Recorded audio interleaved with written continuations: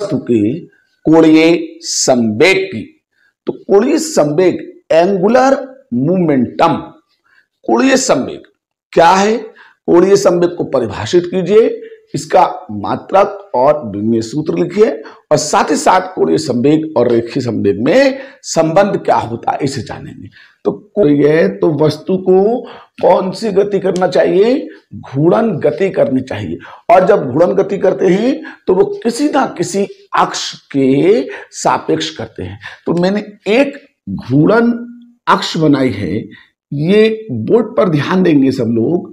ये एक मैंने घूर्णन अक्ष द्रव्यमान है, आपने इस पर F बल लगाया, F बल लगाया तो इसके अंदर रेखीय वेग पैदा हो गया और ये घूमकर यहां से यहां पर आ गया है, यहां से यहां पर।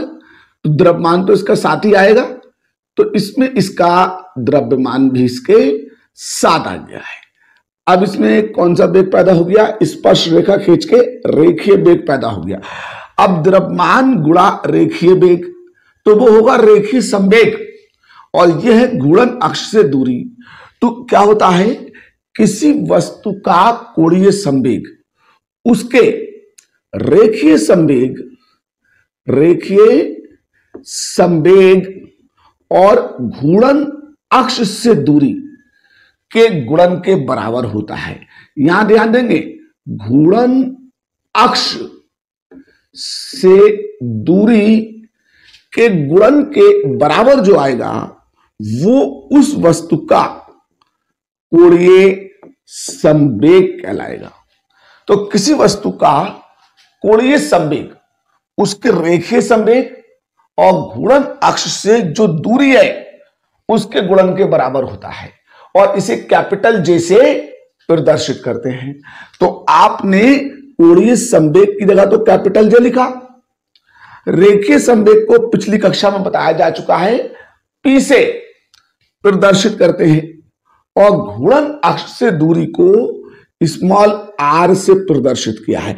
तो इस हिसाब से आपका जो कोणीय संवेग का समीकरण आएगा वो J बराबर P इंटू आर आएगा, जिसमें J उसका कोणीय संवेग और P रेखीय संवेग और R जो है वो घूर्णन अक्ष से दूरी है।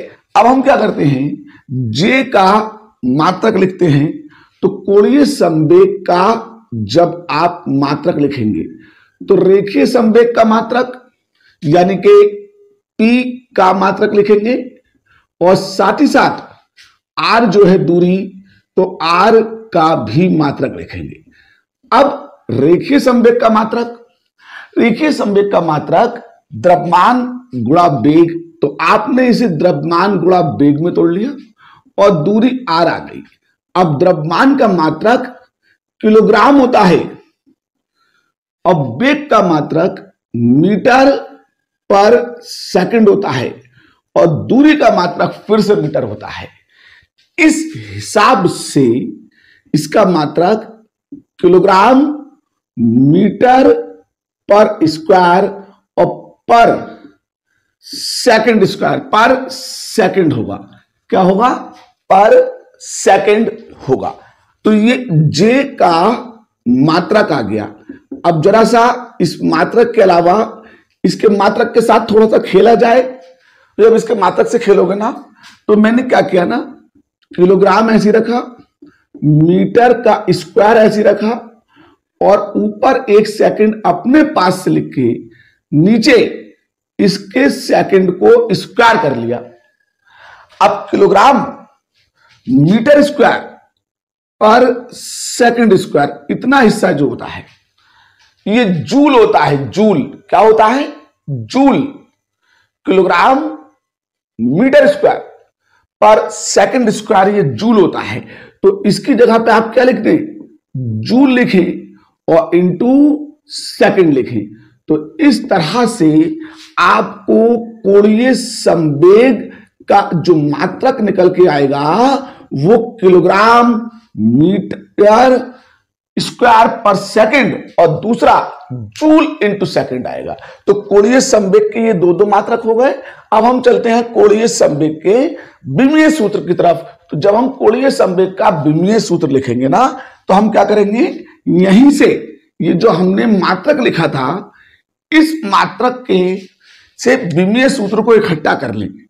तो विमीय सूत्र लिखना तो बहुत ही आसान काम होता है, और इस विमीय सूत्र को जब आप लिखेंगे तो किलोग्राम द्रव्यमान को रिप्रेजेंट करता है, उसकी जगह m, मीटर लेंथ को रिप्रेजेंट करता है, उसकी जगह l, उस पे लगा क्या स्क्वायर, और समय t को रिप्रेजेंट करता है, उसकी जगह कैपिटल T टाइम। तो अब ये कैपिटल T ऊपर को लेके जाइए, तो m l स्क्वायर और t माइनस का 1 जो आ जाएगा वो इसका विमीय सूत्र आ जाएगा। तो इस तरह से हमें क्या क्या मिलेगा, हमें एक तो कोणीय संवेग की परिभाषा मिलेगी कि उसके रेखीय संवेग और घूर्णन अक्ष से दूरी के गुणन के बराबर होता है, और दूसरा हमें कोणीय संवेग के दो मात्रक मिलेंगे, एक किलोग्राम मीटर स्क्वायर पर सेकंड और दूसरा जूल इंटू सेकंड, और साथ ही साथ तीसरा हमें कोणीय संवेग का विमीय सूत्र मिल जाएगा। ठीक है भाई, तो आप इसकी परिभाषा को, इसके मात्रक को और इसके विमीय सूत्र को एंजॉय कीजिए।